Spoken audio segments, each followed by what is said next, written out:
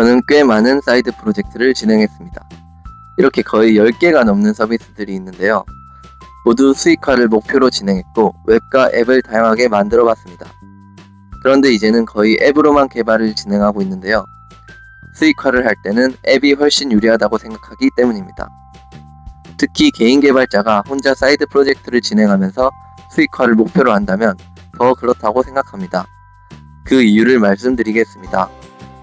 먼저 웹이나 앱에서 결제를 받으려면 개인 사업자를 내고 통신 판매업 신고 등을 해야 됩니다.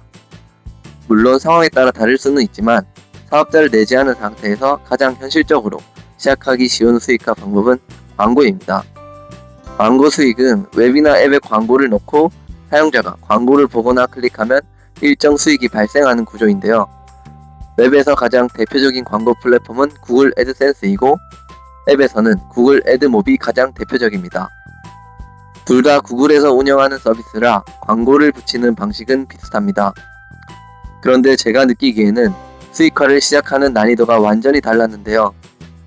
애드센스의 경우에는 먼저 내 사이트가 광고를 넣기에 적합한 사이트인지 심사를 받게 됩니다. 이 과정이 정말 쉽지 않은데요. 사이트에 트래픽이 많다고 해서 통과되는 것도 아니고 컨텐츠나 사이트 구성 등 여러 기준을 만족해야 합니다. 실제로 촬영일인 2026년 7월 기준으로 이렇게 다양한 심사 기준이 있고 요즘에는 AI 컨텐츠가 많아지면서 심사가 더 어려워졌다는 이야기도 많이 나오고 있습니다. 그래서 유튜브만 봐도 애드센스 승인받는 법 같은 영상이 굉장히 많습니다. 그만큼 승인받기가 어렵다는 이야기겠죠.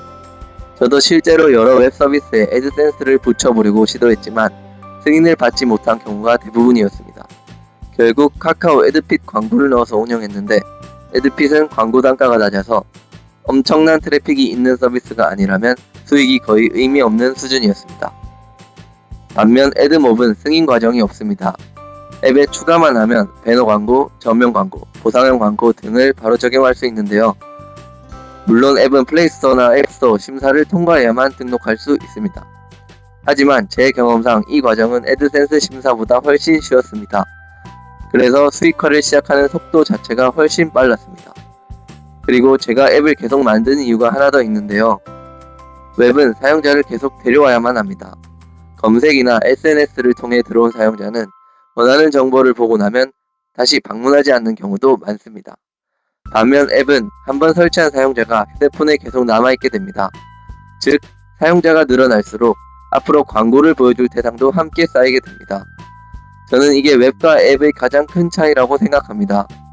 웹은 매일 새로운 사용자를 데려와야만 하지만 앱은 한번 설치한 사용자가 계속 남아있기 때문입니다. 그래서 저는 사이드 프로젝트를 만들 때 당장의 광고를 붙이기 쉬운 것 뿐만 아니라 시간이 지날수록 수익을 만들기에도 앱이 더 유리하다고 생각합니다.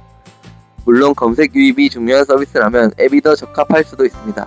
하지만 혼자 사이드 프로젝트를 만들고 최대한 빠르게 수익화를 시작하는 것이 목표라면 저는 웹보다 앱을 먼저 만드는 것을 추천드립니다.